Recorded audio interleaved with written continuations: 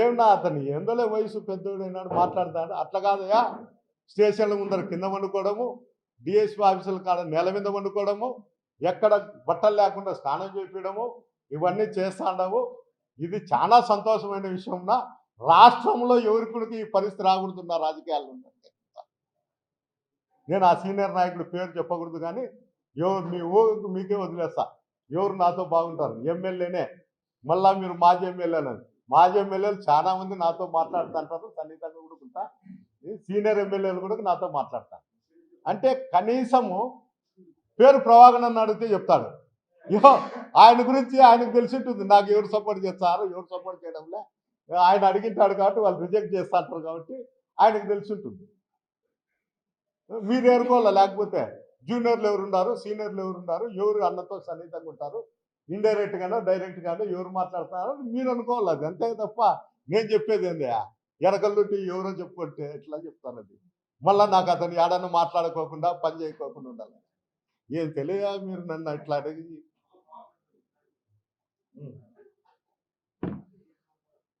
ఇది పరిస్థితి. అంటే ప్రతిపక్ష పార్టీల వాళ్ళు నీకు నచ్చదు, అధికార పార్టీ వాళ్ళు నీకు నచ్చదు. కనీసం ఇంత సీనియర్ లీడర్లు అనుకుంటారు. కాంగ్రెస్లో ఉన్నప్పుడు మీ భవిష్యత్తు ఏ విధంగా ఉన్నది, తెలుగుదేశంలోకి పోయినాక మీ భవిష్యత్తు ఏ విధంగా ఉన్నది. జిల్లాను శాసించి మీరు టికెట్ ఇప్పే స్థాయి నుండి మీ టికెట్ కోసమో నానాకు విధవులందరినీ కాలు పట్టుకునే పరిస్థితి.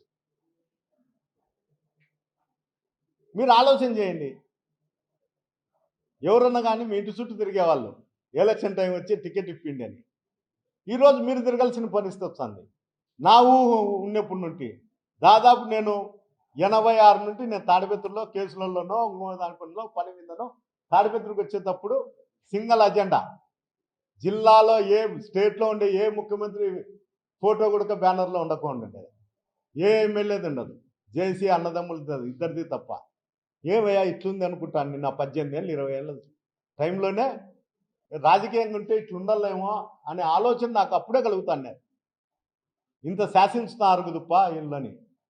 అలాంటి వాళ్ళు ఈరోజు ఈయనమ్మ దేశంలో ఉండే ఎక్స్ఎమ్మెల్యేలు కన్నుంటి వేసుకోబట్టారు, ఎమ్మెల్యేలు వేసుకుంటారు, మంత్రులు వేసుకుంటారు.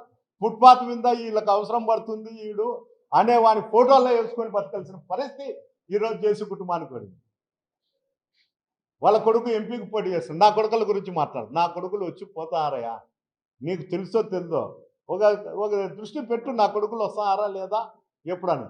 నేను ఇక్కడ స్థిరంగా లేరు, కానీ నా ఇంటికి వస్తారు, టిఫిన్ చేస్తారు, ఉంటారు. 2 గంటలో 5 గంటలో ఒకరోజు ఉంటారు, తుమ్మింపులకు పోతారు. వాళ్ళ వ్యవసాయాలు ఇంకోటి వాళ్ళ వ్యాపారాలు వాళ్ళు చూసుకుంటారు. మీ కొడుకు మీ అన్న కొడుకు ఎంపీ కంటెస్ట్ చేసి ఎక్కడున్నాడు? నీ కొడుకు ఎమ్మెల్యే ఎన్ని రోజులు పనిచేస్తున్నాడు కాన్ఫరెన్స్లో అని చెప్పి అది చెప్పుయా. నీ చెంచాలతోనో ఇంకోటితో మాట్లాడయా.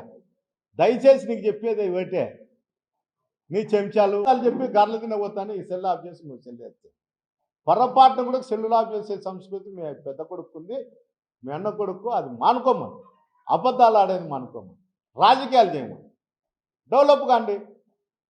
అయ్యా మేము కాంగ్రెస్లో ఉన్నప్పుడు మేము ఈ విధంగా బతికినాము, తెలుగుదేశంలో కూడా ఆ విధంగా బతకల్లా, ఆ విధంగా మేము రాజకీయంగా మా కుటుంబం డెవలప్ కావాలని ఆలోచన చేయి. ఏంటికి ఆలోచన చేయడం లేదో నీకు అర్థం కావడం లేదు. దొంగతనాలు, దోపిడీలు, ఇంకోటి చేసి ఏం మూట కడతావు? మాకు చెప్తున్నావు సారాయి తాగుతాను.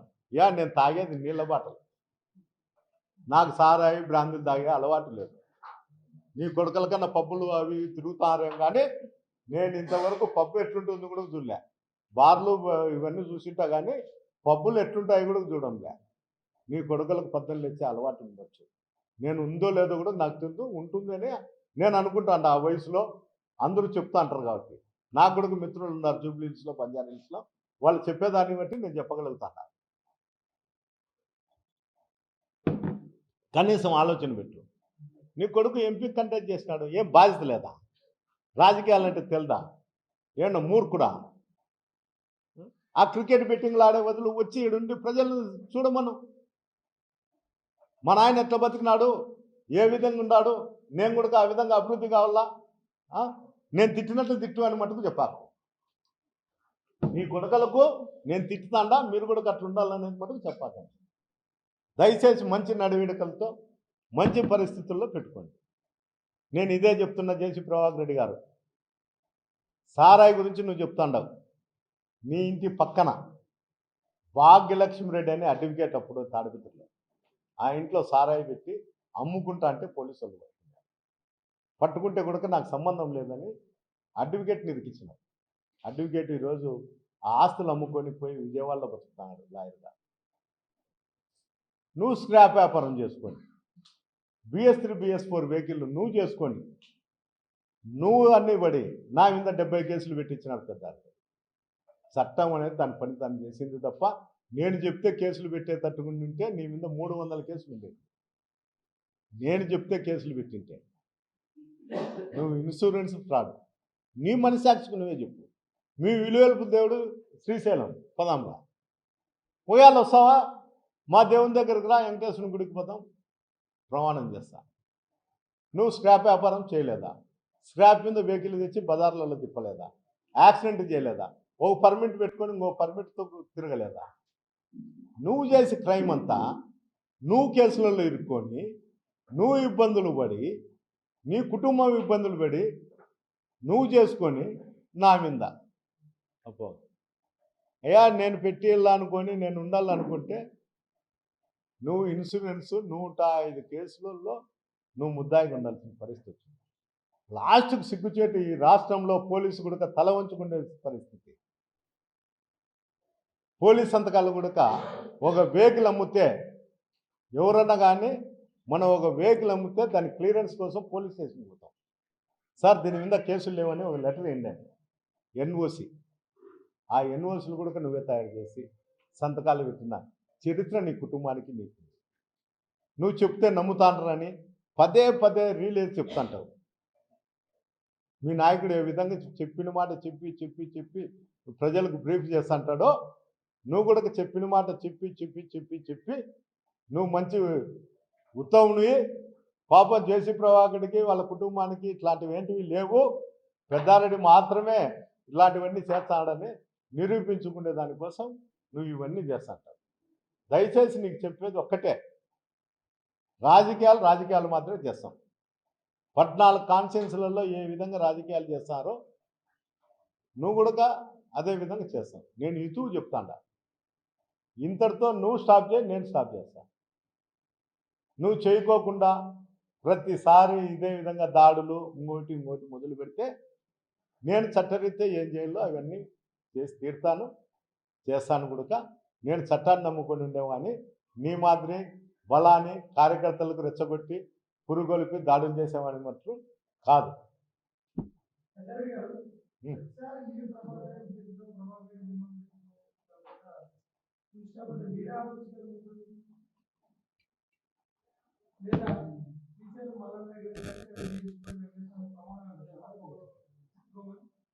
నేనేం చెప్తాండా కదా, అదే చెప్తాండా. నేను ఇప్పుడు లాస్ట్లో సందేశం కూడా అదే, 14 కాన్స్టిట్యున్సీలలో ఏది జరుగుతుందో అది కూడా మన కాన్స్టిట్యున్సీలో జరగాల. ఎవరన్నా గ్రామాలలో వ్యక్తిగతంగా ఉంటే వాళ్ళ సమస్యలు వాళ్ళు తీర్చుకుంటారు. నీ దగ్గరకు వచ్చి ఆ స్టేషన్కి ఫోన్ చేయి, అంతే తప్ప నువ్వు రెచ్చగొట్టేది ఏంటి? 24 మంది ఉన్నారు నా హిట్ లిస్ట్లో, ఆ గ్రామాలలో ఇట్లా చేస్తున్నారు, ఆ ఊర్లో లీడర్ లేడా అంటే నియంత పాలన చేస్తున్నావు. నువ్వేమన్నా అందరిది వకీలు నువ్వే తీసుకొని నువ్వే దాడులు చేయాలనుకుంటున్నావా? ఇదేం ప్రజాస్వామ్యం? ఈ రాష్ట్రంలో ఈ దేశంలో ఇంకా ప్రజాస్వామ్యం అనేది బతుకుంది, నీ కబందాస్థాలలో లేదు. మనం చూస్తుంటాం యూట్యూబ్లలో, ఒక రాజు ఈ విధంగా చేస్తా అన్నాడు, ఒక రాజు ఈ విధంగా చేస్తా అన్నాడు, లేకపోతే ఒక రాష్ట్రంలో ఈ విధంగా జరుగుతుంది, ఇంకోసారి ఇంకో విధంగా జరుగుతుంది.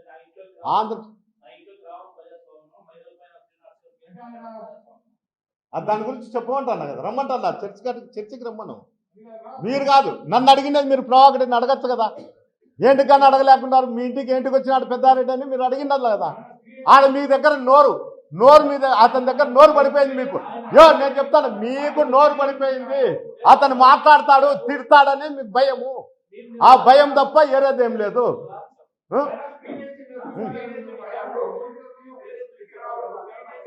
ఏంటికి వచ్చినారని అడగమని చెప్తాను కదా, అడగమని చెప్పదు. నోరు ఆడిపోయింది. వీడియోలు చూపించినటువంటి నిజమేనా? చర్చకు రమ్మని ఆ 4 o'clock కాడ పెట్టేదంతా మీరు పెడతా పుల్లలో అతనే ఇతను నాకు చర్చకు రమ్మను కూర్చుందాము. అతని దగ్గరే మాట్లాడరు, బయట పోయి ఉంటారు, కెమెరా వాళ్ళని పెడతారు, మాట్లాడిస్తారు. అందరం కూర్చుందాం, ఇట్లనే కూర్చుందాం అందరం మాట్లాడమను. అతని టేబుల్ మీద వేరు, నా టేబుల్ మీద వేరు. మీరు మాట్లాడరు, నేను మీతో ఫ్రెండ్లీగా ఉంటా కాబట్టి నన్ను క్వశ్చన్లు ఎత్తంటారు. ఏంటి అతన్ని వేయండి, ఏడ్చే మళ్ళీ మీరు కానరారు, మీ ఇంటికాడ కూర్చుంటారు. పోలీసులు నాకు తెలుసు, నేను ఈ రాష్ట్రంలో తిరుగుతాండా, ఈ జిల్లాలో తిరుగుతాండా, ఎవరు భవిష్యత్తు ఏమో తెలుసు, యా రిపోర్టర్ ఏమి, యా నాయకుడు ఏమి, యా దేశ నాయకుడు ఏమి అనేది నాకు తెలుసు. నేను మీతోనే తిరుగుతాను, నేను మీతోనే స్నేహం చేస్తాను. నేనే ఏరే వాళ్ళతో, రాక్షసులతో, ఇంకోటితో చేయడంలే. ప్రజాస్వామ్యంలో ఉండా కాబట్టి అందరూ మీతో పాటు నేను కూడా స్నేహం చేస్తాడా. రాజకీయ నాయకులతో చేస్తాడా, దొంగలతో చేస్తాడా, మంచోళ్ళతో చేస్తాడా, అన్నీ తెలుసు కాబట్టి నాకు తెలుసు. అతన్ని అడగండి.